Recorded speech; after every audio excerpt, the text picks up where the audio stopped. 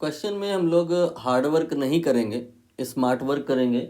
मतलब ट्रिक की हेल्प से क्वेश्चन को कर लेंगे, तो जो लंबा सा अगर कोई सोल्यूशन होता होगा तो वो नहीं करना पड़ेगा क्वेश्चन। लेकिन थोड़ा सा समझना तो पड़ेगा कि क्या गिवन है और क्या निकालना है। यहाँ पर हमारे पास में दो मेटेलिक वायर हैं, K1 and K2 are the conductivity. आप ऐसा एज्यूम कर सकते हो कि जैसे पहला वायर आपका सिल्वर का है और दूसरा वायर कॉपर का है।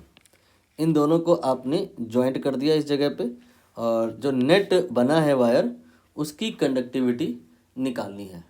मतलब यहाँ पर Ag और Cu अगर हम इन दोनों को ही ना यूज़ करें और कोई तीसरा मटेरियल यूज़ करें तो उस तीसरे मटेरियल का जो थर्मल कंडक्टिविटी होगा वो क्या होगा। K1 एंड K2 ये गिवन है, और जो आपका इक्विवेलेंट मटेरियल होगा उसकी कंडक्टिविटी क्या होगी। तो ऐसा तो किसी ने नहीं कहा है ना कि K1 K2 बराबर नहीं हो सकते।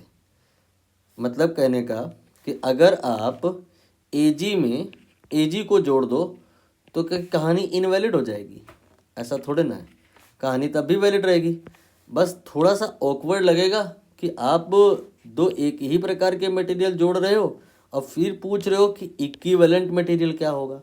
तो जब मटेरियल अलग अलग थे ही नहीं तो इक्विवेलेंट मटेरियल का प्रश्न इसलिए नहीं उठा कि वो इटसेल्फ ओरिजिनल मटेरियल ही होगा। मतलब कहने का जो K1 K2 बराबर हो गए तो जो K इक्विवेलेंट होगा वो K1 K2 दोनों के बराबर ही होगा। तो अगर हम K1 को K मान लें, K2 को K मान लें, तो K इक्विवेलेंट यहाँ से समझ आ रहा है कि K के ही बराबर होगा। ये वाली बात जौन से ऑप्शन में सेटिस्फाई हो जाएगी वही सही होगा। और आप देखोगे क्या कि पहले ही ऑप्शन में केवल सेटिस्फाई होगी, बाकी कहीं नहीं होगी।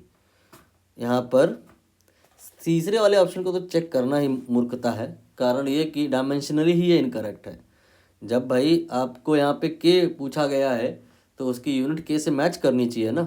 यहाँ पर ये आपका K1 K2 का यूनिट K के बराबर होगा और ये K स्क्वायर के बराबर होगा, तो इसकी यूनिट तो 1/K के बराबर हो गई। इसको आप भूल जाओ। इसमें आप K1 और K2 दोनों को K और K रख के देखो तो ये आपका आई थिंक आ जाएगा K स्क्वायर बाई 2K।